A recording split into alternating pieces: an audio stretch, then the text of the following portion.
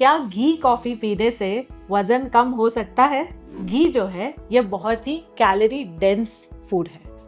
मतलब calorie dense का मतलब क्या है कि उसमें काफी ज्यादा कैलोरीज होती है। समझिए, 1 ग्राम घी में 9 कैलोरीज मिलती है। अब जब इतनी ज्यादा कैलोरीज मिल रही हो, ऐसा घी अगर आप रोज काफी ज्यादा खाते रहेंगे तो आपकी टोटल कैलोरीज जो है वो आए दिन बढ़ती रहेंगी और फिर वजन कम कैसे होगा? वजन तो बढ़ता जाएगा, है ना? कुछ लोग घी को फैट बर्नर मानते हैं। इंस्टाग्राम की रील्स देख देख के बहुत प्रभावित हो जाते हैं। उन्हें लगता है कि फैट खाने से उनका फैट जो है वो और कम हो जाएगा, पर असलियत जो है, रियलिटी काफी अलग है। आप घी खा रहे हैं, ज्यादा कैलोरीज खा रहे हैं, तो ऐसे में कैलोरीज बढ़ने के साथ आपका टोटल वेट जो है, टोटल फैट भी बढ़ता जाएगा, कम नहीं होगा। कॉमन सेंस है, ज्यादा कैलोरीज मतलब वेट गेन। अब ये भी सुना है कि घी खाने से अपना पेट साफ होता है। कुछ लोग पेट साफ होने के चक्कर में उनको ये लगता है कि उससे उनका फैट मेल्ट हो रहा है या वजन कम होता जाएगा। काफी ज्यादा बार लोग लैक्सेटिव्स भी लेते हैं ये सोच के कि अगर पेट साफ हो रहा है तो वजन भी अपने आप घट जाएगा। पर देखिए, ऐसा नहीं होता। ज्यादा हम फैट अगर खाएंगे तो हमें पॉटी जो है, पेट साफ होना जो है, वो आसानी से हो जाएगा, बिल्कुल। पर ये बात सिर्फ घी की नहीं है, ये तो हम कैस्टर ऑयल भी लेंगे ज्यादा तब भी उससे पेट साफ होता है। याद है ना, दादी देती थी ना कैस्टर ऑयल खाने को जब कॉन्स्टिपेशन होता था।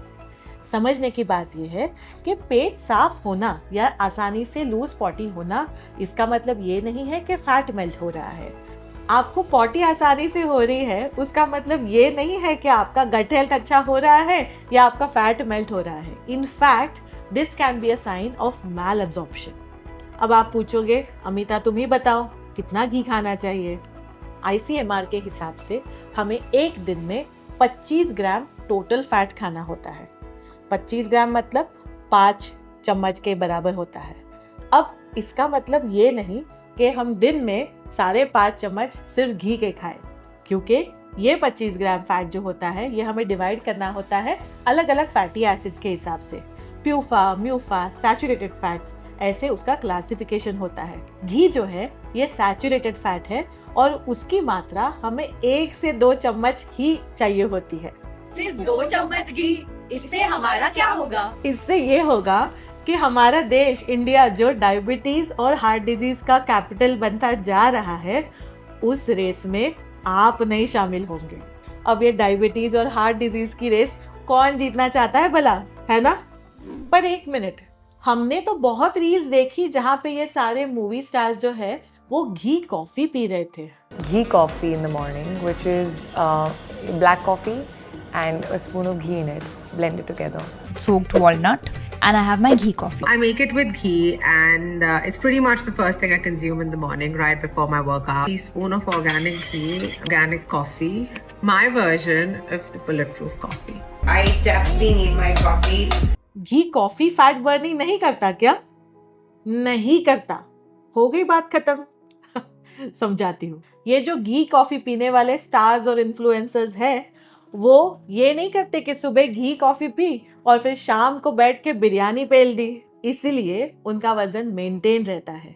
इसके साथ में वो काफी एक्सरसाइज भी करते हैं। कॉफी में घी डालोगे तो कैलोरीज और वजन दोनों ही बढ़ेगा। फैट खाकर फैट क्या ही बर्न होगा? पेट्रोल डालकर क्या आग बुझेगी? ओके, मान गए इससे वजन कम नहीं होता, पर हार्मोनल बैलेंस का क्या? PCOS और हाइपोथायराइडिज्म की वजह से आपका मेटाबॉलिज्म इम्पैक्ट होता है। मेटाबॉलिज्म इम्पैक्ट होना मतलब क्या? कि हमारे डाइजेशन पर भी इम्पैक्ट आता है, हमारी बॉडी जो कैलोरीज बर्न कर रही है उस पर भी असर रहता है। ऐसे में अगर हम और ज्यादा घी खाएंगे, समझिए पहले ही आपका शरीर जो है वो फैट और कार्ब्स को ठीक से मैनेज नहीं कर पा रहा है, उसमें अगर आप अपने शरीर का घी खाकर सैचुरेटेड फैट का लोड बढ़ाएंगे तो आपके बॉडी में फ्री फैटी एसिड्स बढ़ जाएंगे। और इस बात का हमेशा ध्यान रखिए कि फ्री फैटी एसिड्स ज्यादा होने से ही हमें और ज्यादा इन्फ्लेमेशन और हार्मोनल इम्बैलेंसेस होते हैं। इसलिए अगर आपको PCOS है या हाइपोथायराइडिज्म है या कोई भी दूसरा हार्मोनल इम्बैलेंस हो, तो सबसे पहले आपको ये देखना है कि आपका total fat intake, added fat intake जो है ये 25 ग्राम से ज्यादा ना हो। इतना ही सच है। तो अब आज क्या समझे? घी एक हेल्दी फैट है, वो तब तक ही काम आएगा जब तक आप उसे मॉडरेशन में खाएं। इससे ना ही आपका फैट बर्निंग हो रहा है, ना ही मेटाबॉलिज्म तेज हो रहा है, ना ही हार्मोनल बैलेंसेस रिस्टोर हो रहे हैं। तो इसे एक हेल्दी सैचुरेटेड फैट की तरह मॉडरेशन में, लिमिट में खाइए और ना कि इसमें कोई मैजिक ढूंढिए। समझे?